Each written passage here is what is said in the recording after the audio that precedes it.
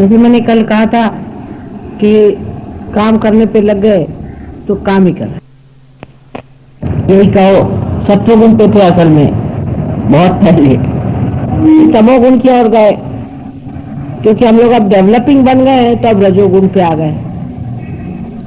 जब हम रजोगुण पे आ गए हैं तो मकाने बनाने हैं, बड़े बड़े महल खड़े करने हैं, कारखाने खोलने हैं, देश में बहुत सा प्लास्टिक लाना चाहिए। अभी थाली में खाना खा रहे हैं, फिर प्लास्टिक में खाएंगे, बाद में पेपर में खाएंगे। डेवलपमेंट हम लोग जो कर रहे हैं अपना,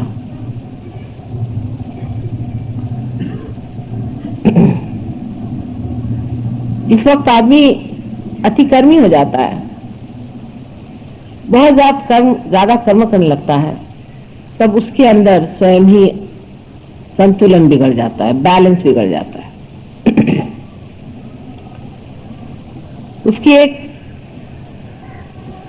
विचित्र सी व्यवस्था अपने कुंडलिनी योग में बनाई हुई, जो स्वाधिष्ठान चक्र कुंडलिनी में असर मार्ग में है, जिस चक्र से कुंडलिनी गुजरती है, जिस चक्र के कारण सारी सृष्टि की निर्मिति हुई, आकाश के ग्रह गोल सारे तारे जिस चक्र के मारे इस संसार में आए, उस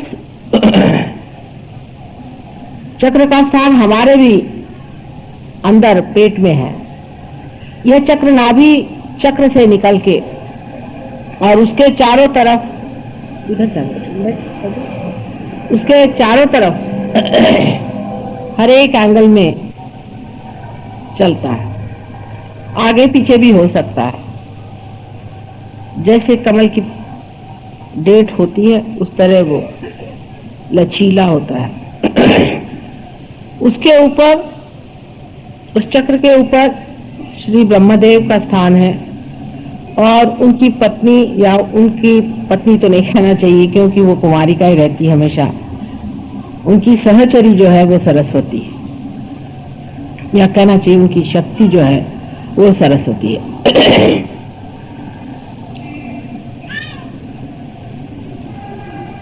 इस चक्र को मनुष्य के अंदर भी हम लोग बाहर से देख सकते हैं। इसे आंख से हम नहीं देख सकते, लेकिन इसका जो जड़ रूप है, इसका जो ग्रोस रूप है, उसे डॉक्टर लोग आयोटिक प्लेक्सस कहते हैं। इस चक्र में 6 पंखुड़ियां हैं, उसी प्रकार आयोटिक प्लेक्सस में भी 6 सब प्लेक्सस हैं। लेकिन डॉक्टर लोग इस बात को नहीं मानेंगे जब मैं कहूंगी कि इस चक्र का मुख्य कार्य ये होता है कि पेट में जो मेद है, जो फैट है, उसको मेंदु माने अपने मग्स जिसे कहते हैं, या जिसे आप ब्रेन कहते हैं, उस ब्रेन के सेल्स का रिप्लेसमेंट करना। यहाँ का जो मेद है, जो फैट है, उसको इवॉल्व करके, उसकी उत्क्रांति करके उसको इस योग्य कराना कि वो अपने ब्रेन का सेल बन जाए। जब हम बहुत विचार करते हैं, जब हम बहुत प्लानिंग करते हैं, जब हम बहुत सोचते हैं, जब हम रजोगुण को इस्तेमाल करते हैं, तब ये कार्य बहुत वेग से होता है, इसमें गति आ जाती है। हर समय हम लोग सोचते रहते हैं, फिर हमारा सोचना भी नहीं बंद हो सकता। पूरी समय हम विचारों के चक्कर में उलझ जाते हैं, एक मिनट भी हम अपने विचार को रोक नहीं पाते। हजारों तरह के विचार हम एक के ऊपर एक लाते जाते हैं और प्लानिंग में लगे रहते हैं। ये कार्य अविरत होते रहता है, लेकिन जब इसकी गति बहुत ज्यादा, जरूरत से ज्यादा बढ़ जाती है, तब इस चक्र के जो दूसरे कार्य हैं, जिसे कि हम कह सकते हैं कि हमारा लिवर, हमारा स्प्लीन, हमारा पैनक्रियास, हमारी किडनी, हमारा यूट्रस, इन सब चीजों को ये चक्र देखता है, तो उसमें कमी आ जाती है और कभी कभी रुकावट सी आ जाती है। क्योंकि एक ही कार्य में फिर संलग्न हो जाता है। इसीलिए जो लोग दिमागी खर्च बहुत करते हैं, दिमाग का काम ज्यादा करते हैं, उन्हीं को डायबिटीज की बीमारी होती है, उन्हीं को हार्ट अटैक आता है। क्योंकि राइट साइड बहुत चलाने से लेफ्ट हैंड जो है वो उसको, लेफ्ट साइड जो है उसको बैलेंस देने की कोशिश करती है।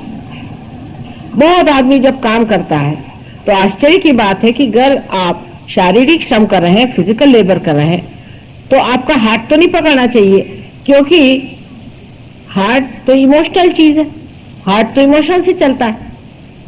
लेकिन बैलेंस के लिए हार्ट अटैक आ जाता है और आपका शरीर आपको इशारा देता है कि आप देखो बेटे जरा काम धीरे करो, फिर बिस्तर पे लेट जाता है। इसी इम्बैलेंस के कारण हार्ट से इशारा आता है और इसी इम्बैलेंस के कारण डायबिटीज की बीमारी होती है। क्योंकि आपका जो पैंक्रियास है उसका वर्किंग खत्म हो जाता है, किडनी का वर्किंग खत्म हो जाता है, इसकी वजह से किडनी ट्रबल्स हो जाते हैं। यूट्रस में इतनी परेशानी हो जाती है कि ऐसे औरतों को बच्चे नहीं हो सकते, बांझ हो जाती है। ये सारे इम्बैलेंस के कारण आता है और मेडिकल साइंस में इम्बैलेंस की कोई भी बातचीत नहीं होती। हम लोगों ने डायबिटीज बिल्कुल 1000 गुना ठीक किया है सहयोग में। हालांकि हम ठीक नहीं करेंगे, इसकी वजह यह है कि आप सब डायबिटीज यहाँ इकट्ठा ना करें, लेकिन जो सहयोगी पार हो जाते हैं उनका डायबिटीज ठीक हो जाता है, ऐसा ही समझे, as a by product. Diabetes के कारण मनुष्य की आंखें कमजोर हो जाती हैं, आप जानते हैं, कभी कभी एकदम अंधा हो जाता है, वो देख भी नहीं पाता। डायबिटीज से अनेक रोग और हो सकते हैं, क्योंकि अंदर से मनुष्य कमजोर होते जाता है। किडनी में यूरिया बढ़ जाना और इसी प्रकार के जितने भी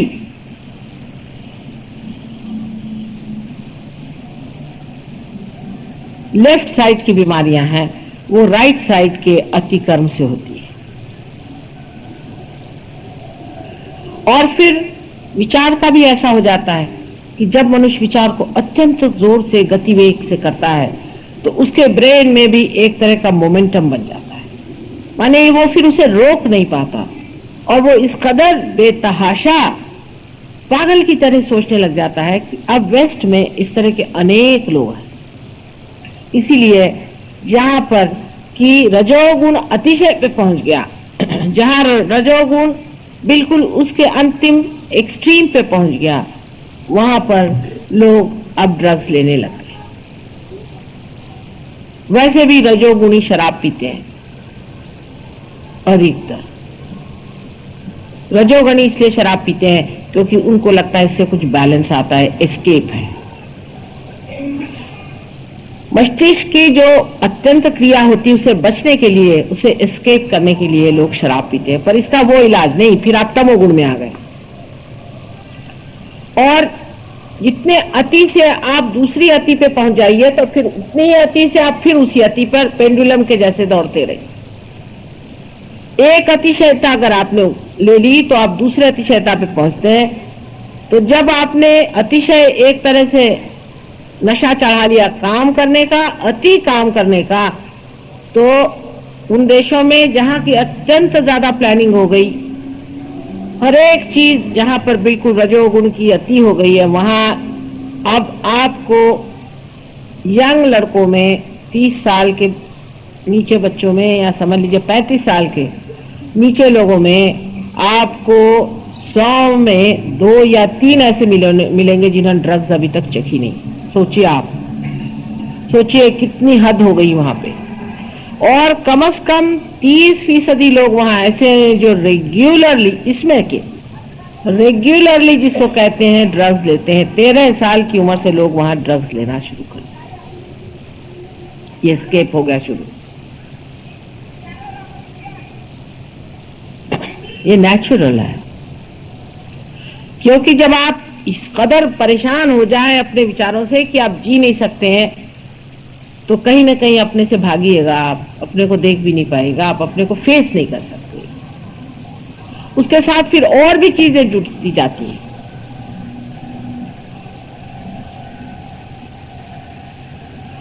उसके बाद जो सेक्स वगैरह की बातें हैं वो भी उसी का बैलेंस है।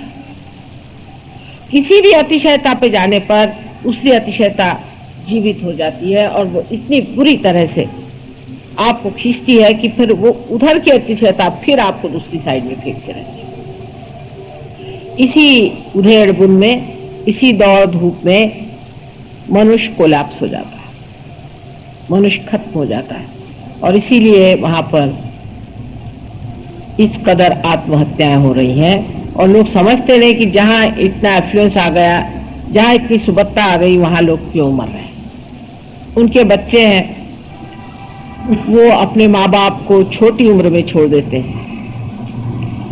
बुढ़े लोग अनाथालय में पड़े हुए, छोटे बच्चे अनाथ बने हैं। शादियां एक एक आदमी 10-10 बार करता है, उसमें भी इतनी विकृति। मैंने कल आपसे बताया कि कितने विकृत हो गए हैं, यानी उनकी विकृति की हद हो गई। अब हम लोग रजोगुण पे उतर रहे हैं, ठीक है, लेकिन उसकी भी मर्यादाएं बांधनी पड़ेगी। इसीलिए हमारी मर्यादाएं बांधने के लिए मर्यादा पुरुषोत्तम श्री राम रजोगुण के ऊपर में रखा दिए गए कि अपनी मर्यादाएं बांधनी पड़ेंगी। हम लोगों का सारा जीवन ही मर्यादाओं में बंधा हुआ है, लेकिन रजोगुण की जब जोरी चढ़ती है तब मर्यादाएं बुरी तरह टूटती हैं। अब आप डेवलपिंग कंट्रीज हो रहे हैं, तो आप डेवलपिंग जब आपने शुरू कर दिया आउट ऑफ प्रोपोर्शन, तो आपने कह दिया कि साहब हमने गरीबी हटा रहे हैं इसलिए हम डेवलपिंग कर रहे हैं। लेकिन अगर आपने 1 रुपया भी ज्यादा अपने नौकर को दिया और वो अगर शराब या सिगरेट पीने लग गया तो वो गरीब नहीं, खत्म हो गया, उसकी गरीबी खत्म हुई। वहां जब मनुष्य किसी भी व्यसन में पड़ता है तो सोच लेना चाहिए कि वो अब गरीब नहीं रहेगा। व्यसनाधीन तभी आदमी होगा कि जब उसके पास थोड़ा एक्स्ट्रा पैसा होगा। इसका मतलब ये नहीं कि किसी को गरीब रखा जाए, ये मैं नहीं कह रही। इसका मतलब ये है कि जब तक मनुष्य के अंदर ऐसी कोई घटना घटित नहीं होती है जिसके कारण उसका जो कुछ भी मटीरियल डेवलपमेंट है, जड़ डेवलपमेंट है, उसका असर उसके मानवता के साथ लगे। माने मनुष्य जो है वो बड़ा रईस हो जाए, बहुत पैसे वाला हो जाए, तो जरूरी नहीं है कि वो बड़ा शरीफ आदमी हो जाए। हो सकता है उससे बढ़ के दुष्ट कोई ना हो। अगर कोई बड़ा विद्वान और पंडित हो जाए तो जरूरी नहीं है कि ऐसा मनुष्य कोई बड़ा भारी धर्मात्मा हो जाए, बिल्कुल जरूरी नहीं है। उससे बढ़ के कुरूप कोई नहीं होगा।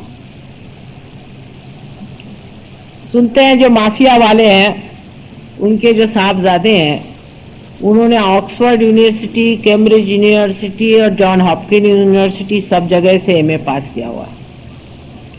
और आजकल धंधा क्या करते हैं, माफिया के लीडर के लड़के हैं और सबका मर्डर करते हैं। तो उस मार्ग का जरूर अवलंबन करें जिससे मनुष्य का संबंध उसके मानवता के केंद्र आत्मा से हो जाए। अगर उसका उस केंद्र से संबंध स्थापित नहीं हुआ तो आप उसका कितना भी डेवलपमेंट कर दें।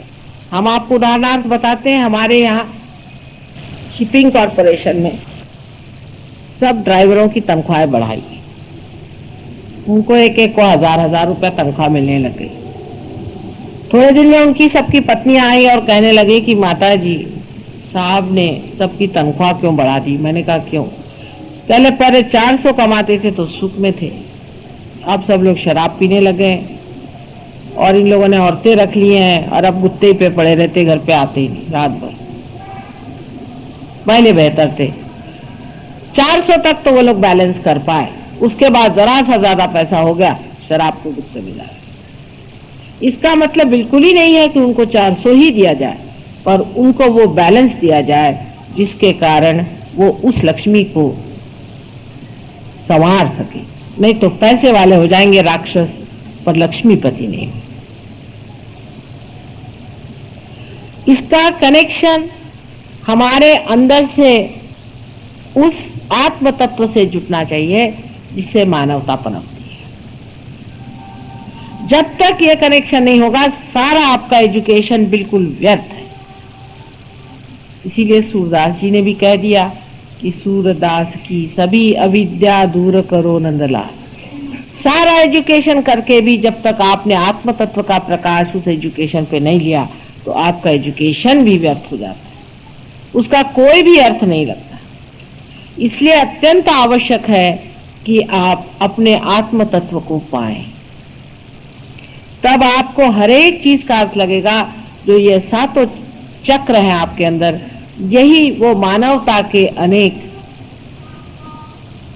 अंग हैं जिसको पुरोती हुई कुंडलिनी अंदर से जाती है, इसीलिए वो सबको समग्र करती, इंटीग्रेट करती है। जब कुंडलिनी इन सब से गुजरती है तो इन सब तत्वों पर चलती हुई, इस तत्व को इंटीग्रेट करती हुई आपके आत्म तत्व पे पहुंचती है, और तब आत्मा का जो प्रकाश है इन चक्रों पे गुजरता हुआ जाता है, और मनुष्य समझ लेता है कौन सी चीज ठीक है और कौन सी गलत है। क्योंकि अगर आप कोई गलत काम करना चाहेंगे तो आप नहीं कर सकते थे, मुश्किल हो जाएगा। उसकी वजह यह है कि आपके अंदर एक नई चेतना आ जाती है, जिसे वाइब्रेटरी अवेयरनेस कहिए, जिसे चेतनात्मक अवेयरनेस कहें। आप कह सकते हैं कि जिसे आप चैतन्यमय चेतना कहें। उस चेतना के प्रकाश में आप समझ सकते हैं कि ये चीज अच्छी है कि बुरी है। अगर आपने कोई बुरा काम किया, आपके वाइब्रेशन से एकदम रुक जाएंगे। आप अगर वाइब्रेशन से पूछे कि फला आदमी शरीफ है या बदमाश है, अगर आपके वाइब्रेशन रुक गए तो समझ लीजिए कि बहुत निहायत शैतान आदमी। यही वाइब्रेशंस की वजह से आप समझ पाइएगा कि परमात्मा है या नहीं। जितने आपके बुनियादी प्रश्न, एब्सोल्यूट क्वेश्चंस हैं, उसका जवाब आपको इन्हीं चैतन्य के लहरियों से मिल सकता है। कोई चीज सत्य है या असत्य है, ये जानना इस कलयुग में बहुत ही कठिन है। कारण हम लोग इस कंफ्यूजन की वजह से, इस कोलाहल की वजह से बिल्कुल ही अपरिचित हो गए हैं किसी भी संवेदना से, किसी भी सेंसिटिविटी। और इस वक्त कर ये सेंसिटिविटी जो सूक्ष्म और अति सूक्ष्म सेंसिटिविटी है, संवेदना है, जब आपके अंदर आ जाती है तो आपको चाहिए कि आप इसको जमाएं। कोई अगर चाहे कि थोड़ा सा हम करके माता जी क्यों नहीं हमारे अंदर हो जाता, तो बात, हाँ आपका कनेक्शन तो हम जोड़ देंगे, लेकिन अभी आपका ढीला ढाला कनेक्शन है, उसको ठीक से जमाना पड़ेगा। उसको सूक्ष्म साथ से जमाइए। अगर आपको अपने प्रति इज्जत हो, आप अगर इसको एक विशेष रूप से कोई चीज समझते हो, तो आप जरूर प्रयत्न करें। अगर आप अपने प्रति जागरूक नहीं हैं और आप अपने जीवन का कोई भी अर्थ नहीं समझते हैं, और जीवन को आज तक आपने व्यर्थ ही किया और आगे भी आप व्यर्थ ही करना चाहते हैं, तब फिर सहयोग आपके लिए बिल्कुल व्यर्थ है। आप आएंगे यहाँ पार हो जाएंगे, लेकिन इसकी गहराई में आप नहीं उतर सकते। इसमें बैठना पड़ता है, इसकी बैठक होती है। अगर आप अपने जीवन का वास्तविक अर्थ इसमें बिठाना चाहते हैं, तो अपने सब सूत्रों पर आपको ठीक से व्यवस्थित रूप से पकड़ना चाहिए और उसमें निष्णात होना चाहिए। नहीं तो आपका आना जाना बेकार हो गया। जैसे कि किसी ने हाथ में सितार पकड़ ली और उसका झंकार कर दिया, तो क्या वो सितार में निष्णात तो नहीं है? लेकिन मनुष्य कलयुग में अपने जीवन के प्रति जागरूक नहीं है, उसको अपने प्रति सम्मान नहीं, वो अपना सम्मान नहीं कर पाता, उसको अपने प्रति प्रेम नहीं है, उसमें आत्मसम्मान नहीं है, तभी वो अपने जीवन के हर एक क्षण को व्यर्थ किए चला जा रहा है। अगर वो अपने अंदर जागरूक हो और सोचे कि मैं अपने जीवन को कहां बर्बाद कर रहा हूं, किस जगह मैं अपने जीवन को खराब किए दे रहा हूं, तो वो समझेगा कि अरे ये भी क्षण व्यर्थ गया, वो भी क्षण व्यर्थ गया, वो भी क्षण व्यर्थ गया। कोई ऐसा भी क्षण हो जहां कोई जीवंत हमारे अंदर शक्ति का प्रदर्शन हो या हमारे अंदर से जीवन शक्ति प्रकाशित।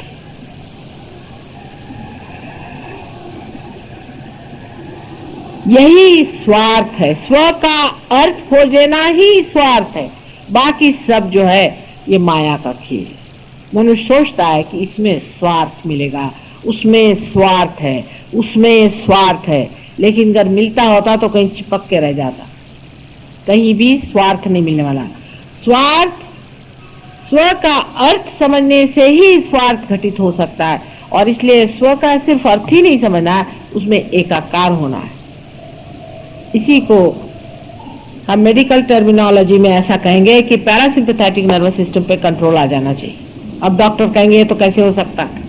हाँ, इन लोगों से नहीं हो सकता, डॉक्टरी से नहीं हो सकता है, किसी भी विद्वान से नहीं हो सकता, किसी पढ़ने लिखने से नहीं हो सकता, न योग है, न सांख्य, न किसी भी चीज से नहीं हो सकता। ये पहले ही कह दिया, अरे कितने वर्षों पहले से कह दिया, हजारों वर्षों पहले से कह दिया कि इससे नहीं हो सकता है, इसमें माँ की कृपा चाहिए। ठीक है,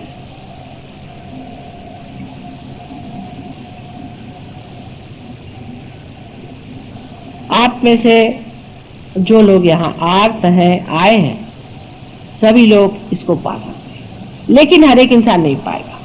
ये भी बात मैं कहूँ, हर एक नहीं पाएगा। कल साहब एक साहब आए, वो नहीं पाए तो बहुत मेरे पे बिगड़े, उन्होंने जाके बाहर तमाशा किया, चिल्लाने लगे कि ये सब झूठा प्रोपेगेंडा चल रहा है और ऐसा है और वैसा है। उन्होंने बड़े तूफान मचा दिए। जब वो आए थे तभी मैंने उनको पहले अपने पास बुलाया, मैंने कहा बेटे तुम यहाँ हो। एक तो उनको कोई बीमारी है गंदी अंदर में, और उनके अंदर में भूत बाधा भी काफी थी, तो पहले मैंने बुलाकर उनसे कहा तुम ठंडे बैठे रहना जरा, नहीं तो परेशान हो जाओ। लेकिन वो विचलित हो गए और बहुत चिल्लाना चीखना शुरू कर। कुंडलिनी बहुत लोगों का कहना है कि जागरूक होती है तो कूदना पड़ता है और नाचना पड़ता है और फलाना होता है, ढिकाना होता है।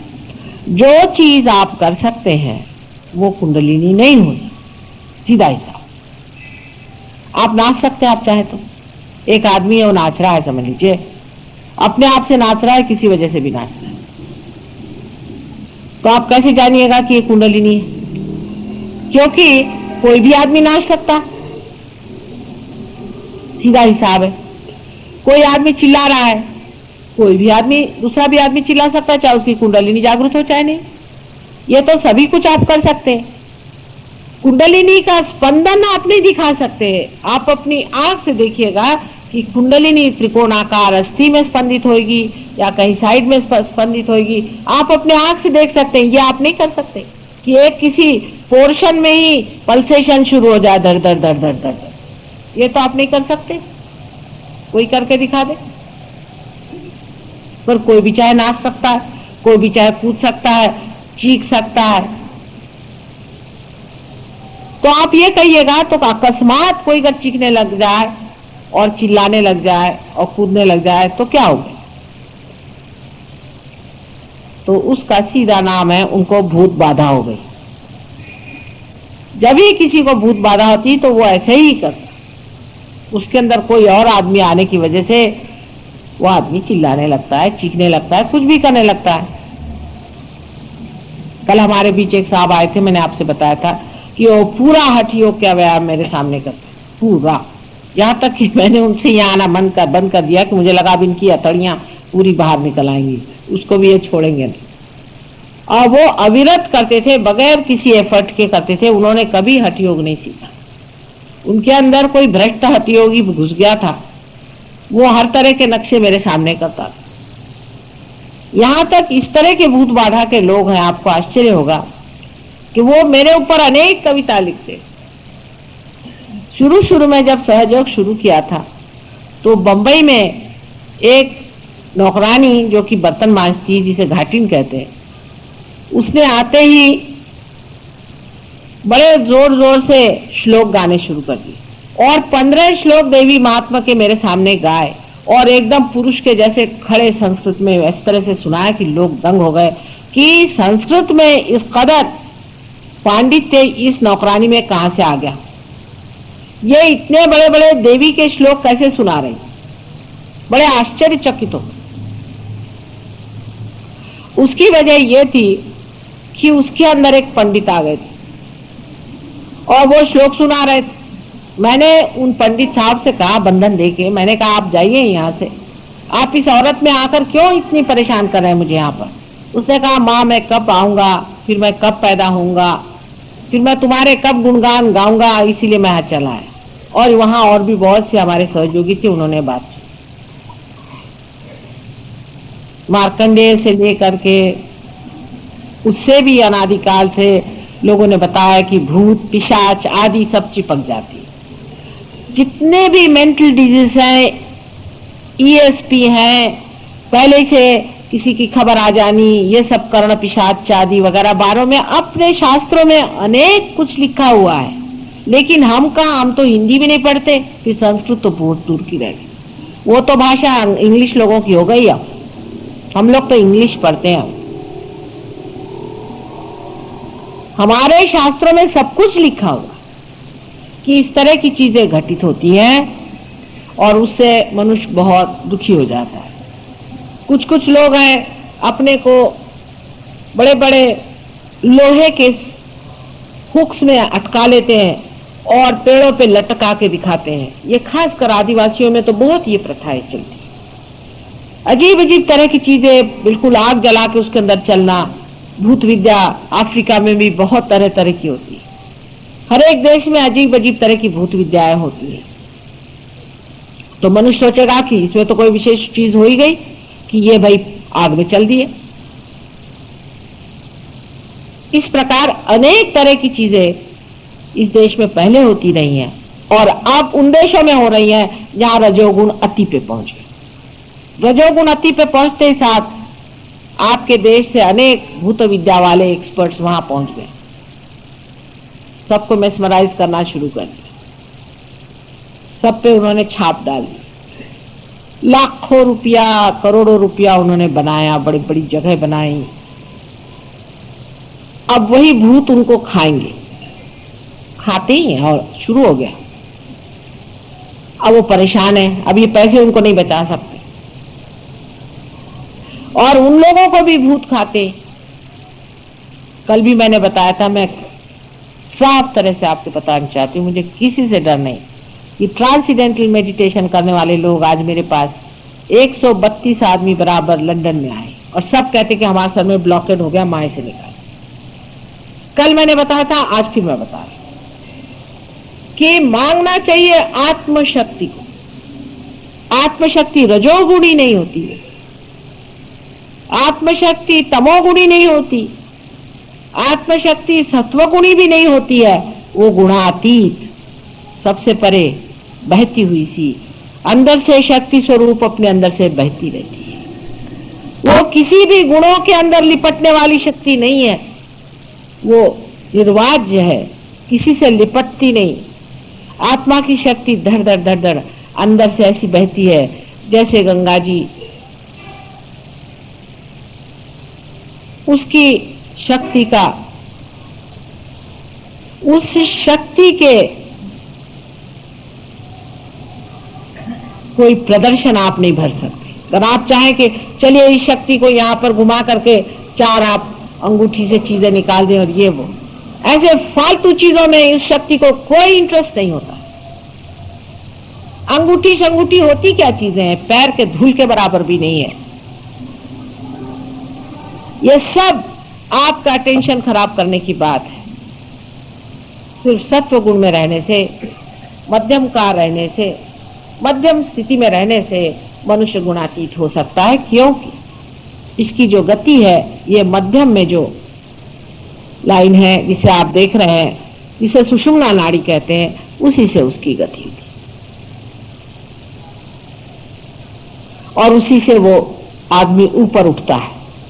कुंडलिनी सुव्यवस्थित ऊपर उठती है, उसका उठाने वाला चाहिए।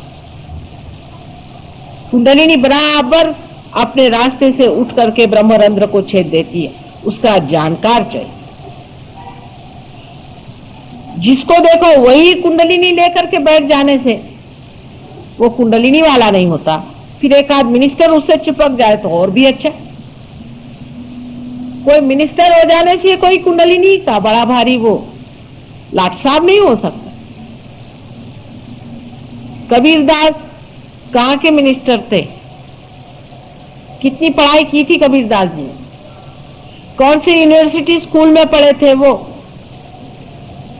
तुकाराम कौन सी यूनिवर्सिटी स्कूल में पढ़े थे? कहाँ के वो मिनिस्टर थे? कहाँ के राजा थे वो? इतना ज्ञान कहाँ से पाया? ज्ञानेश्वर कहाँ के पढ़े लिखे थे? कहाँ उन्होंने इतना ज्ञान पाया? कौन सी पाठशाला में गए थे वो?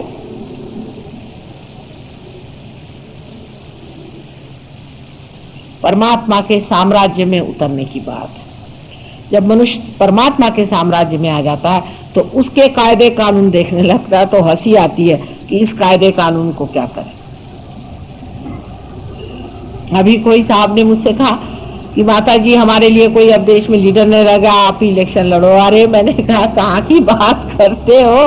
राजा के घर में रहने वाले लोग भिखारियों के घर में आके नहीं रहते।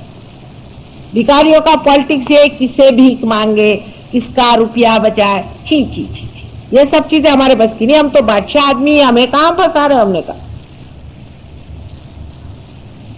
ये तो भिखारियों के राज है, हमारे बस के नहीं। उसी में आप बादशाह में उतर सकते हैं अगर आप चाहें। अपनी बादशाहत में उतरिए, वो तभी हो सकता है जब परमात्मा के राज्य में आप आते हैं, तब आप असल में बादशाह होते हैं। बाकी आप कभी बादशाह नहीं हो सकते, पैसे वाले नहीं हो सकते, कुछ नहीं हो सकते, सब व्यर्थ है, सब भिखारी है। दीन बन करके खड़े हुए हैं, साहब हमारा ये काम करा दीजिए, गिरा रहे हैं भगवान से भी जाके कि हे भगवान मुझे तुम फलानी चीज दे दो। बादशाहत में आदमी अपनी शान में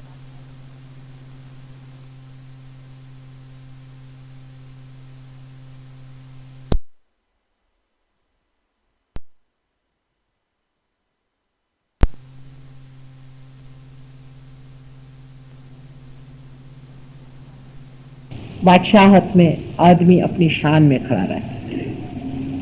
उसकी शान अत्यंत सौम्य और प्रेममय होती है, अत्यंत दयावती और कल्याणमयी मंगलमयी होती है।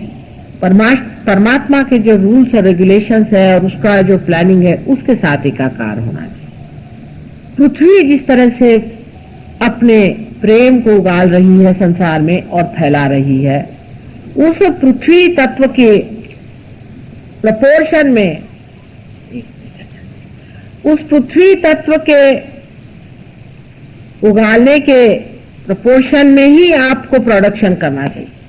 पृथ्वी जिस तत्व से उगाल रही है, आज जिस तरह से वो सृष्टि पे बना रही, उससे आउट ऑफ प्रपोर्शन आप बनाना चाहते हैं रजोगुण में।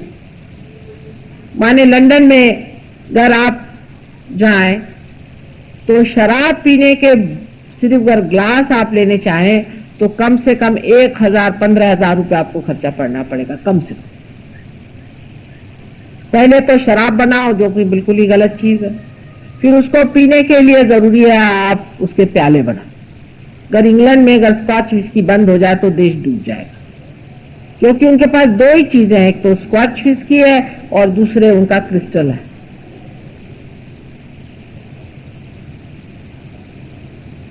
जब मनुष्य बढ़ने लगता है तो वो दूसरों की कमजोरियों पे ही चलता है। अगर कमजोरी नहीं हो तो आदमी को क्या दरकार होगी चीजों, उसको कमजोर बना दिया जाता है। जिस प्रकार की औरतों को ये कि भाई तुम्हारी बॉडी ऐसी होनी चाहिए, तुम्हारी शक्ल ऐसी होनी चाहिए, तुम ऐसे होना चाहिए, तुम्हारे अंदर ये चीज होनी चाहिए, औरतें लगी खर्चा करने, उनके अंदर वो कमजोरी डाल दी। रेस का घोड़ा जरूर खेलना चाहिए अगर आप लंदन में रहते हैं, नहीं तो आप वहां के सभ्य नहीं, एलिट नहीं, आपको रेस का घोड़े का सब आना चाहिए। अगर आप पेरिस में रहते हैं तो आपको शराब के बारे में इत्थम्भूत सब पता चाहिए कि शराब का मतलब क्या होता है, उसको कितना मिलाना चाहिए, उसमें कितना घोलना चाहिए। मुझे आश्चर्य हुआ कि यहाँ पर भी गवर्नमेंट का जो कॉलेज है जहां पर कि बच्चों को होटल मैनेजमेंट सिखाते हैं, उसमें 2 पेपर्स होते हैं, उसमें शराब के बारे में सिखाया जाता है कि कौन सी शराब दी जाए कौन सी नहीं दी जाए, क्योंकि आपके होटल ही नहीं चलेंगे। होटल में अगर ये शराब नहीं पिएंगे तो वो रहेंगे ही नहीं, तो पैसा कैसा है? आपके अंदर जितनी कमजोरी होगी उतना ही रजोगुण प्रबल हो सकता है। अगर आप 2 ही 4 कपड़ों में रह लेते हैं और मस्ती में रहते हैं तो इनके कपड़ों की मिले कैसी चलेगी? अगर आप सादगी से रहते हैं तो इन लोगों का व्यापार कैसे चलेगा? अमेरिका अगर जाइए आप तो 50 तरह के हैंडल्स होंगे, यहां तक कि खपरेल जो सर पे होती है वो हजारों तरह की होगी। किसी के बाथरूम में जाए तो पहले पूछ लीजिए कि कौन सा नॉब दबाए, नहीं तो आप अंदर पहुंचे और देखा खट में। इतना तमाशा करने की क्या जरूरत है? इस कदर आराम पसंदगी, इतना ज्यादा कंफर्ट मनुष्य को क्या जरूरत है कि हर समय वो लोरता रहे? क्योंकि शराब के बाद लोरना जरूरी, लोरने के लिए कंफर्ट जरूरी है, और कंफर्ट जरूरी है उसके लिए हर तरह की चीज, ये कुशन बनना चाहिए, फलाना ठिकाना बनना चाहिए, उसमें वो चीज होना चाहिए। इतनी ज्यादा विद्रूपता है, मैं आपसे कहती हूँ, इतनी अगलीनेस आ गई मनुष्य के अंदर, और उसमें शर्म नहीं आती उसके। उसने बड़े बड़े साइंस बनाए हैं, शराब पिलाने की भी साइंस बनाए हैं। फिर औरतों को किस तरह से खूबसूरत रहना चाहिए, उनको टैनिंग करना चाहिए, चाहे उसमें शर्म उतर जाए उनकी, हर्ज नहीं, उनका बॉडी जरूर टैन होना चाहिए। उन्होंने एक चक्कर चला दिया वहां टैनिंग का। अरे भाई, आपको अगर सूर्य की रोशनी लेनी तो बदन पे अगर आपके कपड़ा रहे तो कोई फर्क नहीं पड़ने वाला, सूर्य की रोशनी तो आपके अंदर जाती है, लेकिन टैनिंग होना चाहिए। उसलिए इस तरह के नजारे होते हैं कि आप चल नहीं सकते किसी भी सी शोर पे। एक दिन ये सारे सी शोर सुखड़ करके इन सब औरतों को खींच लेगा अपने, तब इनकी अकल ठीक हुई। निर्लज्जता संसार में फैलाना चाहिए, क्योंकि निर्लज्ज नहीं होंगे तो इनके कॉस्मेटिक्स कैसे बिकेंगे? इन्होंने जो जो चीजें औरतों को बेवकूफ बनाने के लिए बनाई हुई है वो कैसे लेंगे? अब तो कुछ कुछ जरा सा अपने देश में अकल आ गई औरतों को। पहले तो मैं देखती थी कि यहाँ पर एक डालडा का टिन लगा के औरतें चलती थी, तो मैंने काफी इस पे लेक्चर दिया कि बाबा कम से कम डालडा का टिन कम करो। हील्स पहनेंगी तो इतनी ऊंची ऊंची पहनेंगी, आखिर कोई आप ऊंट बनना चाहते हैं? आप इंसान है, भगवान ने आपको कायदे का बना दिया, किस लिए इतने परेशान? ब्यूटी कॉन्टेस्ट बना रहे हैं, बताइए आप। बिल्कुल अजीब, बहुत ही ज्यादा विकृत और विद्रूप चीज है ये। क्योंकि जब ससली रूप होता है तो मनुष्य रूप को देखते ही साथ पूर्णतः संतोष में आ जाता। ये रूप का लक्षण है कि बस अब रूप का अंत आ गया, इससे आगे रूप नहीं है। वही असली रूप होता है। लेकिन ये तो ऐसा रूप है कि अभी चलो एक दूसरा देखा, उसके बाद दूसरा बंदर देखा, उसके बाद तीसरा बंदर देखा, बंदरियां ही बंदरियां सब दूर भरी पड़ी हुई। मैंने कहा यहाँ कोई सती साध्वी एक भी नहीं है, सब बंदरियां ही है, जो इसके गर्दन में कूद रहे, उसके गर्दन में कूद रहे, और ऊपर से बड़ा घमंड है उनको कि हम तो बहुत ही ज्यादा वाह वाह वाह एडवांस। ऐसी गधापंथी अपने यहाँ की औरतें न करें तो बड़ी मेहरबानी हो जाए। अभी भी इस देश में बहुत देवियां हैं और बड़ी पूजनीय देवियां हैं, इसीलिए आदमियों के कितनी भी गलतियां होने पर भी ये देश रुका हुआ। आदमी लोग तो सब साहब हो ही गए, उनको तो कोई कुछ कह नहीं, वो तो अब कहना बहुत मुश्किल हो गया, सब साहब हो गए। अब देसी चीज जो है वो बिल्कुल बदतर है। अगर आप दिल्ली में, मैंने सुना कि आप कहीं जाइए और आप दारू नहीं पीते हैं तो लोग हंसते हैं आपके ऊपर कि साहब अभी तक आप पूरी तरह से बंदर नहीं बने।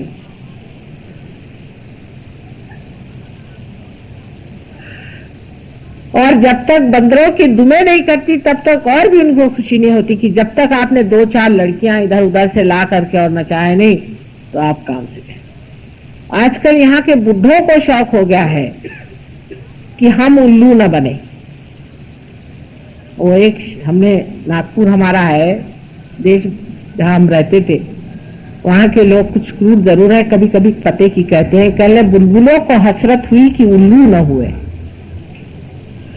तो बजाय इसके कि समझदारी रखे, कुछ शांति रखे, कुछ शान अपनी रखे।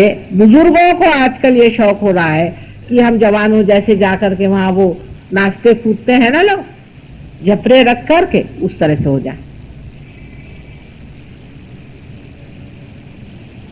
एक साहब मुझसे कह रहे, साहब इसमें क्या हर्ज आपको है, हम गरीब पी बन के घूमे तो आपको क्या हर्ज है? साहब मैंने कहा मुझे कोई हर्ज नहीं, लेकिन मैं आपसे इतना बता दूं कि आप इस वक्त ऐसे लग रहे हैं जैसे कोई पिशाच होता है, और अगर आप पहले ही से पिशाच बने घूम रहे हैं तो रास्ते में अगर कोई पिशाच आपके ऊपर बैठ जाए तो वो दोष किसका होगा? पिशाच का नहीं, आप ही का होगा, क्योंकि वो देखेगा ये अच्छा एजेंट मिल रहा है अपने जैसा जिसमें जम जाएंगे पूरा। आपकी शक्ल ऐसी है कि उसमें सिर्फ भूति आकर्षित हो जाए। ये सब रजोगुण की कमालात है। सुनिए कि आपको पिशाचों जैसे घूमना है तो आप रजोगुण बनिए, डेवलपमेंट करना है तो करिए। जो पैंट 10-10 दिन नहीं धुलती, एक लेडी तो सुनते हैं कि उसने पहनी है तब से उसे धोई ही नहीं कितने दिन से, उसी के साथ नहाती है और सुखाती है। एक एक तमाशे सुनिए आप, उनकी हाईएस्ट डेवलपमेंट आपसे बताएं। अब वहां पे एक पंक रॉक नया निकला है, शायद आप तक पहुंचा नहीं अभी तक, हो सकता है पहुंच जाए। उसमें सिर्फ कुछ बड़ी बड़ी पिने लेकर के यहां से सिल दिया जाता है, दोनों साइड बड़ी बड़ी पिने, नाक में लाल, यहाँ पे शॉकिंग पिंक, यहाँ पे हरा, ये सब पत्तियां हैं, इनको निकाल निकाल के जोड़ लीजिए और उसके बाद घुमा करते हैं। और वहां कौन घूमते? बड़े बड़े प्रोफेसर। हमारे यहाँ कुछ प्रोफेसर बैठे, संभल के रहिएगा। और एक साहब तो आपको आश्चर्य होगा कि बड़े विद्वान, मैं उनको समझती थी, एक पार्टी में आए तो ये सब करके आए। मैंने कहा ये क्या चल रहा है आजकल? मैंने पंक रॉक ज्वाइन कर लिया। मैंने कहा है आप तो कालिया कलमंद बसते थे, अब आप पंक रॉक में चले। कहले आपको भी बड़ा मजा आएगा, आइए, बड़ी शांति मिलती उससे। मतलब ये है कि कुछ तो भी न्यूसेंस जिसे कहते हैं ना, कि महामूर्ख बन के भी कोई अगर अपने तरफ देखे तो बड़ा अच्छा है। जोकरी बन जाओ वैसे तो कोई देखता नहीं अब, क्योंकि सभी हिप्पी बन गए तो सब एक ही जैसे दिखते, तो कोई तो विशेषता आनी चाहिए। तो मुंह में पिने डाल डाल करके यहां से यहां तक पीनू, ये बड़े बड़े और से बड़ी कॉमन साइट है वहां पे। आपको आश्चर्य हो, मैं आपको सिर्फ विनोद के लिए नहीं कह रही हूँ, असलियत है। और देखते ही आप अचंभे में देखते हैं कि साहब या तो हम पागल है या ये पागल, और वो हमारे ऊपर सोचते हैं कि हम बहुत ही इनहिबिटेड लोग हैं, हमें अकल ही नहीं है कि हम इस तरह का कोई सा भी अच्छा कार्य नहीं कर सकते जिसमें हम अपने को लेट लूज कर दें। हम इतने इनहिबिटेड हैं, हमें कोई स्वतंत्रता की कल्पना नहीं। स्वतंत्रता का मतलब बेछूटपना, उच्छृंखलता नहीं है, महामूर्खता तो बिल्कुल भी नहीं है। स्वतंत्रता इतनी बड़ी चीज है। स्व के तंत्र पे चलना ही स्वतंत्रता है, और स्व का तंत्र यह है जो आपके सामने। जो मनुष्य अपने को स्वतंत्र समझना चाहता है उसको पहले पार हो जाना चाहिए, नहीं तो वो स्वतंत्र नहीं। स्व का तंत्र समझ लेना चाहिए, और यही उसका तंत्र है। न तो तांत्रिकों का नेगेटिव जिससे स्व ही उसमें खत्म हो जाए, जिससे स्व पूर्णतः स्वतंत्रता में आ जाता है। जब वो पूर्णतः स्वतंत्र होता है तभी उसके अंदर विस्डम पूरी तरह से संतुलित बैठ जाता है। वो जो भी करता है पूर्ण स्वतंत्रता से करता है, लेकिन उसके एक एक इशारे में भी स्वतंत्रता के अनेक प्रकार दिखाई देते हैं। वो किसी से भी नहीं डरता है और हमेशा नतमस्तक रहता है। प्रेम में वो स्वतंत्र होता है, अत्यंत प्रेममय और करुणामय वो होता है। ऐसे स्वतंत्र आदमी को प्रणाम करना चाहिए, बजाय इसके कि जो अपने को स्वतंत्रता के नाम पर गधे से मूर्ख और मूर्खों से पता नहीं और क्या हो जाएंगे। मेरे पास तो ऐसे जानवर भी नहीं जिनकी मैं आपको प्रणाली बता, कोई मुझे ऐसे शब्द भी नहीं मिलते कि इन लोगों का वर्णन करो, क्योंकि कलयुग से पहले ऐसे कभी हुए नहीं थे। इसलिए नए शब्दों के कॉइनेज की जरूरत है, और जो शब्द बनाने वाले थे वही ये हो गए, तो अब कौन शब्द इनके बनाएगा? ये हालत आ गया। कुछ संस्कृत भाषा में ढूंढे से मिले तो मुझे बताइएगा, क्योंकि बड़ा ही मुश्किल है। जब संस्कृत भाषा प्रचलित थी तब ऐसे गधों के बारे में किसी ने सोचा भी नहीं था।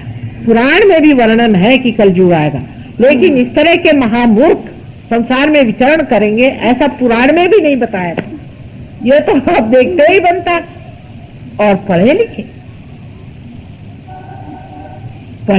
और अति पढ़े हुए लोग ये काम कर रहे हैं, इसको आप क्या कहिएगा? ये रजोगुण का प्रादुर्भाव है। अब आपका देश डेवलप हो रहा है, होइए साहब, लेकिन ये देख लीजिए नमूना, आप जरूर डेवलप होइए, लेकिन ये नमूना देखते चले कि वो जिस गड्ढे में पड़े हैं उधर आप जाके न कूदी। एक तो रजोगुण में सबसे बड़ा जो दोष है कि ये अहंकार से चलता है, मतलब ईगो ओरिएंटेड है रजोगुण। जब ईगो ओरिएंटेशन शुरू हो गया तो अहंकार ऐसी चीज है कि उसमें आदमी जो भी करता है उसमें अपनी बेवकूफी वो देख ही नहीं सकती, या कुछ भी करता है वो बिल्कुल सही, क्योंकि उसमें अहंकार तृप्त होता है। अपने यहाँ रामायण में बड़ा सुंदर वर्णन है कि जिस वक्त नारद मुनि स्वयं ही एक चक्कर में पड़ गए थे, ऐसे ही चक्कर है ये रजोगुण के चक्कर है। इसको समझने के लिए अपने को देखना चाहिए और कहना चाहिए कि हे भगवान, ये मेरा अहंकार मुझे गधा बना रहा है। और अहंकार आपको गधा बना के इतना छोड़ देता है कि अंत में वो आप घबराहट के मारे ही उसको गधे को अपने ऊपर लिए चलते, क्योंकि ईगो ओरिएंटेड है, इसलिए बहुत ज्यादा डेंजरस है। अगर ये ईगो ओरिएंटेड नहीं होता तो इतना डेंजरस नहीं बैठता, क्योंकि मनुष्य कभी भी अपने को गधा कह नहीं सकता। सब दुनिया पे हंसेगा, लेकिन खुद ही अपने सर पे गधा लेके चल रहा है उसे नहीं देखेगा। ये ईगो की विशेषता है। ईगो में एक अंधापन आ जाता है और इसलिए ये बहुत ही खराब चीज है। हाँ, अगर सुपर ईगो हुआ जो कि दूसरी साइड में अपने सर में डेवलप हो सकता है तमोगुण की वजह से, उसमें आदमी पीड़ित हो सकता है, उसका बदन कांप सकता है, उसमें तकलीफें आ सकती हैं, उसकी बीमारियां आ सकती है, उसका फिजिकल प्रॉब्लम आ सकता है। पर ईगो ओरिएंटेड आदमी में कभी भी ये तकलीफ नहीं होगी जब तक उसके हार्ट ट्रबल ना आए। एक ही है कि हार्ट ही स्टॉप हो जाए बस। ईगो ओरिएंटेड आदमी को कभी भी कोई भी इस तरह की चीज नहीं मिल सकती है जैसे कि तमोगुणी की रुकावट हर समय हर जगह होती है। तमोगुणी एक तरह से बेचारा ज्यादा ठीक है, क्योंकि कम से कम उसकी ठोकरों से वो बचते रहता है। समझ लीजिए अभी यहीं एक देवी जी बैठी हुई हैं जिनको बाधा ने पकड़ लिया, वो एक किसी आदमी के पास गई, उनसे जाकर उन्होंने कुछ तंत्र मंत्र करे, बाधा ने पकड़ लिया, भूत ने पकड़ लिया, तो उनका बदन ऐसा ऐसा ऐंठने लग गया, चलो भाई छोड़ो। पर आप अगर किसी ईगोइस्टिकल आदमी के सामने जाइए, उसका ईगो आपके अंदर भी घुस जाएगा। ये है तो मैं इसके बाप से बड़ा हूं, चले उसने एक बोला मैंने 10 बोला, वो कौन होते हैं, मैं उसका नाना हूं, शुरू हुआ। वो जितने गधे उसके आप डबल नाना गधे हो गए। और उसमें उसके साथ में एक और बीमारी लग जाती है जो बड़ी ही सूक्ष्म है, जिसको समझना चाहिए, यश। बेटा उसमें एक बीमारी और लग जाती है, यश, सक्सेस।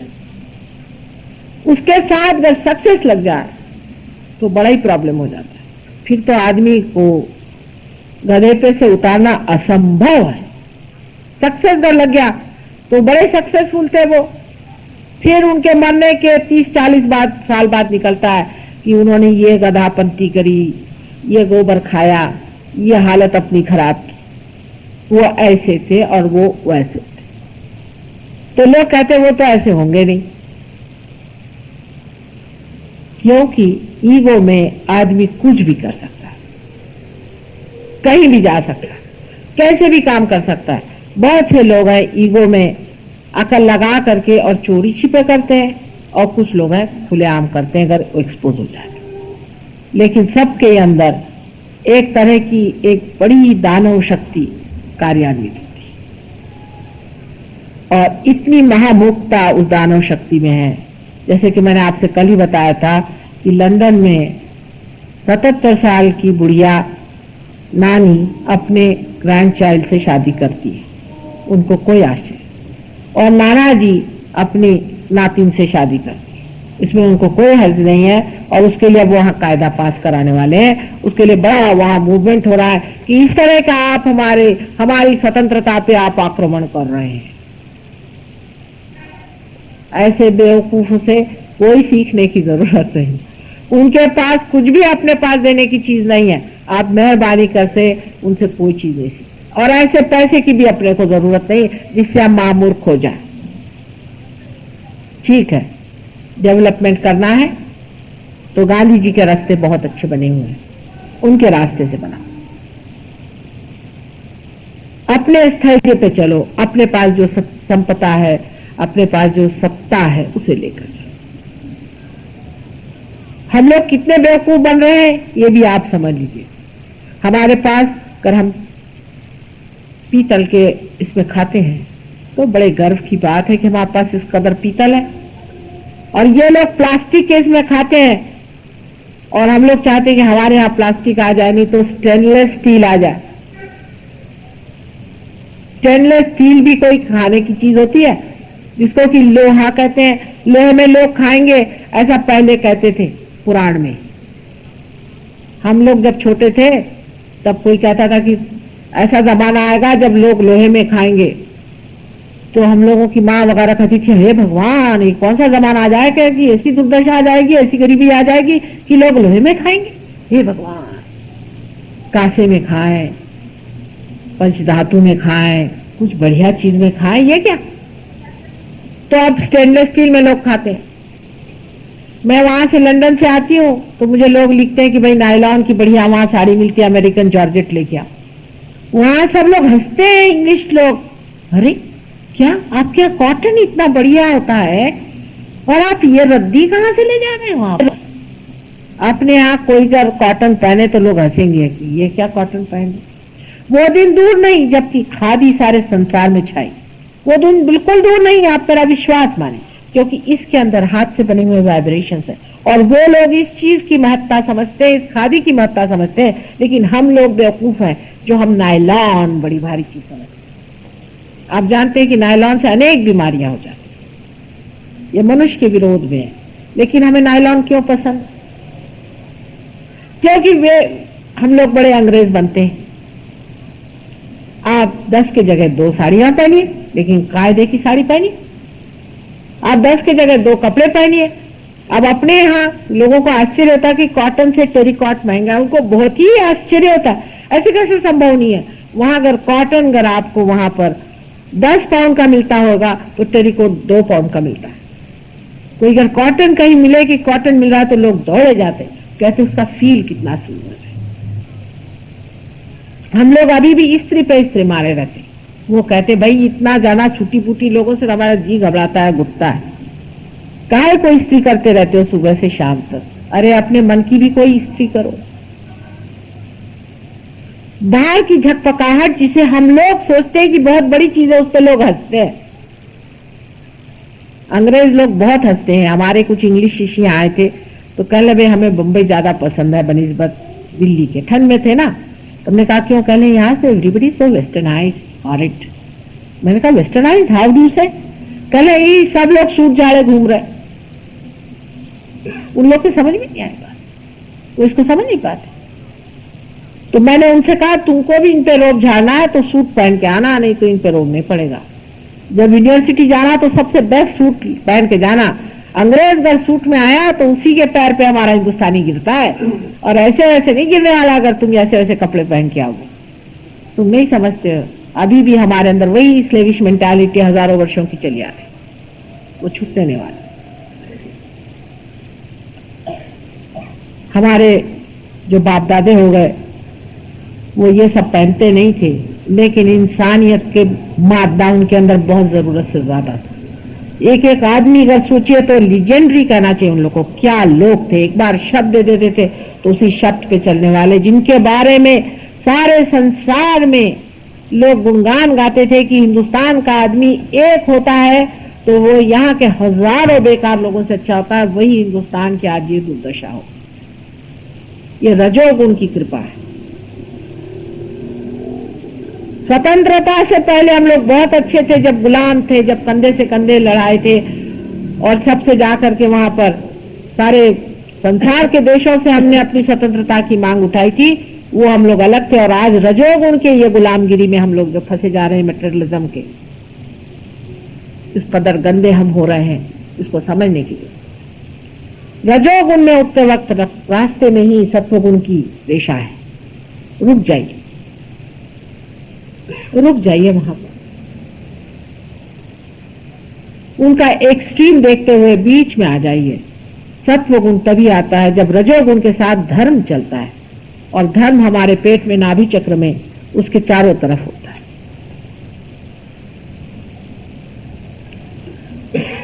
लक्ष्मी का स्थान है। लक्ष्मी रजोगुण की ही सत्वगुणी व्यवस्था है। मैंने आपसे लक्ष्मी के बारे में पहले बताया था, कल भी बताया था कि लक्ष्मी स्वरूप जो मनुष्य होता है उसके एक हाथ से दान, दूसरे हाथ से आश्रय होना चाहिए। वो स्वयं मां स्वरूप होना चाहिए।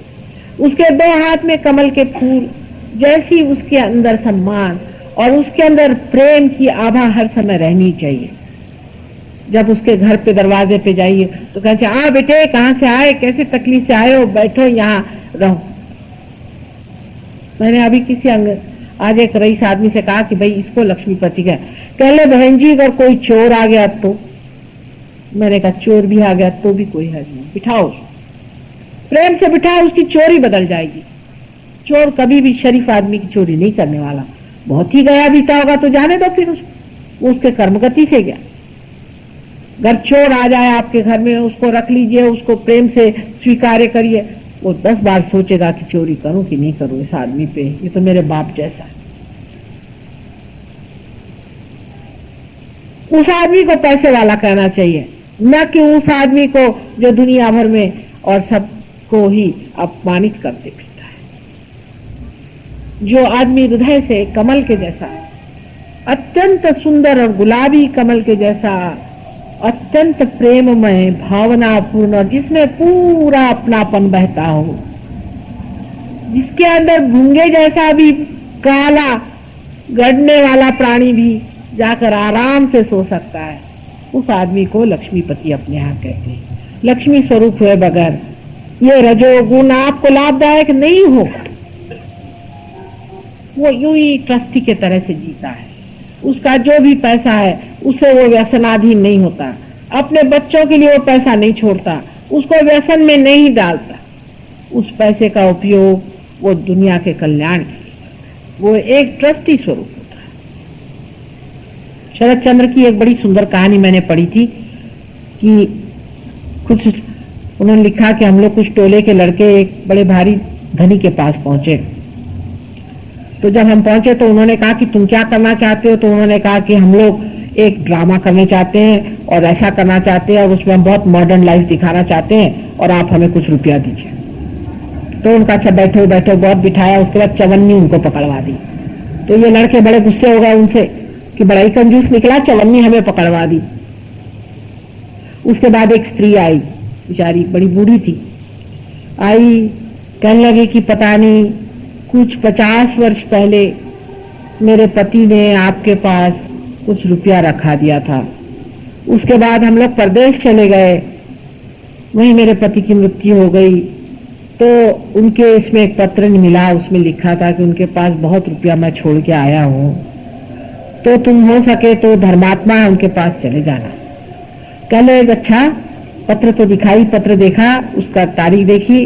कहले भाई देखो वो कहाँ उनका है, वो निकालो फलानी तारीख को, फलाने साल में और 50 साल पहले की बात, वो सब फाइलें निकलवाओ और बैठे वो वहां देखने के लिए। वो भी बड़े वयोवृद्ध थे, वो भी 75-80 साल के थे, लेकिन बैठे। उनसे कहा बहन अभी रुकी रहो, यहीं खाना खाना, यहीं रहना। इत्तफाकन उनको 2-3 घंटे में उसका पता लग गया, 2-3 घंटे में उनको पता लग गया कि ये जो है ये रुपया दिया गया था।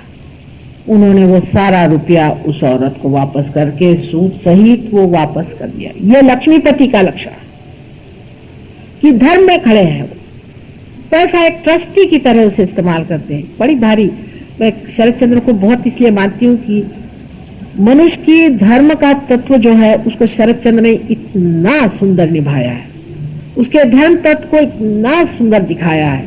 लेकिन हम शरद चंद्र को पढ़ते नहीं, हम तो रजनीश को पढ़ते हैं। रजनीश ये हमारे आजकल के सबसे बड़े हीरो हैं, दड़ियल महाराज और उनके चप्पा गोटी। ये हमारे लिए आजकल सबसे बड़े हीरो साहब हो गए। अपने संस्कृति में कभी भी पैसे वाले की महत्ता नहीं गाई गई, कहीं भी नहीं। हमेशा उसी मनुष्य की गाई गई जो धर्मात्मा है। और आपको भी पता होना चाहिए कि इस देश में आपकी कभी भी महत्ता नहीं गाई जाएगी। आप चाहे कितने भी मंदिर बनवाइए और कितने भी फालतू की चीजें करिए, आपकी तभी महत्ता गाई जाएगी जब आप धर्मात्मा हो। चाहे आपके पास पैसा है उसको धर्म में लगाएं, और जब आप खर्च करिए तो किसी से कहिए नहीं कि मैंने आपके लिए खर्च किया, देते रहिए, देते रहिए। सिर्फ आप बीच में इसलिए खड़े हुए हैं कि आप देखते रहें कि पैसा जो है वो ठीक जगह पे पहुंच रहा है। कुछ लोग तो इस कदर परमात्मा में लीन हो जाते कि वो ये भी नहीं देखते, कहते जाने दो, जिससे जाता है जाने दो। लेकिन अगर कोई धर्म पुरुष दान करता है तो उसका पैसा कभी भी दुर्व्यवहार में नहीं जाता। दुष्टों का पैसा जरूर दुर्व्यवहार में जाएगा, लेकिन धर्मात्माओं का नहीं जाता। उसमें भी एक बड़ी भारी आकर्षण शक्ति होती है जिसे हम कहते हैं वाइब्रेशन, चैतन्य की लहरियां। हर एक चीज में चैतन्य की लहरियां होती है।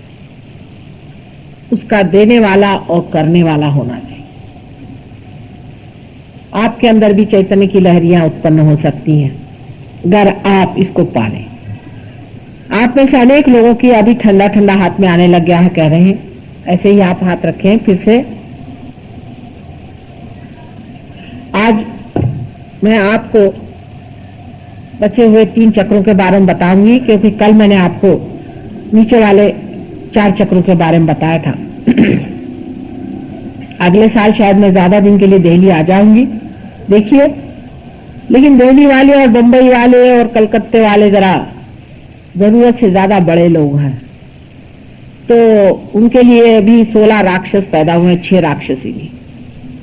वो बराबर अपना मौके से आ जाते हैं, जहां जहां बैठे हुए हैं। लाला अमके ढमके, राय बहादुर टमके ठमके, फलाने मिनिस्टर, फलाने ठिकाने, उसके लिए सब बने हुए हैं। वो आकर के बराबर जमे हुए हैं सब जगह। मैं गरीब सहयोगिनी हूं, मेरे लिए तो देहातों में अनेक लोग मिल सकते हैं। देखिए दिल्ली शहर में कहां तक लोग प्रगति करते हैं, कहां तक बढ़ते हैं, कहां तक सच्चाई को पाते हैं। ज्यादातर लोग तो जो फैशन चल रहा है उसी में चलते हैं। आजकल फैशन है तो हजारों आदमी चले जा रहे हैं। सिर्फ दर्शन के लिए कल 25,000 आदमी सिर्फ दर्शन के लिए आए थे। अच्छा, फिर उनका क्या हुआ? कहने बस दर्शन हो गए। फिर क्या हुआ? कौन सी भलाई हुई? उसे दर्शन हो गए साहब, दर्शन हो गए, मैंने दर्शन हो। अरे भाई, कुछ फायदा हुआ? कुछ भला हुआ? कुछ ट्रांसफॉर्मेशन हुआ? कुछ उनमें बदल हुआ कि यूं ही दर्शन ही के लिए गए थे वहां? नहीं साहब, वो तो ऐसा था कि हम तो अंदर जा नहीं सके। वो तो दूसरे जो बड़े बड़े लोग थे वो सब अंदर गए, बाबा जी ने उनको अंगूठियां दी। उसके बाद सब लोग अंगूठियां पहन के प्रफुल्लित होके बाहर आ गए। उसके बाद पता चला सबके हार्ट अटैक्स आए। अंगूठी सहित हार्ट अटैक चल रहे हैं, और उसके बाद पता हुआ अंगूठी भी चोरी हो गई, उनके घर में भी चोरी हो गई। ठीक, जिसके पास अधिक पैसा है उसको खाने के लिए बहुत सारे तैयार हो गए लोग। आपके पास अगर अधिक पैसा है तो जमुना जी में डाल दीजिए, नहीं तो आपसे भी चिपक जाएंगे।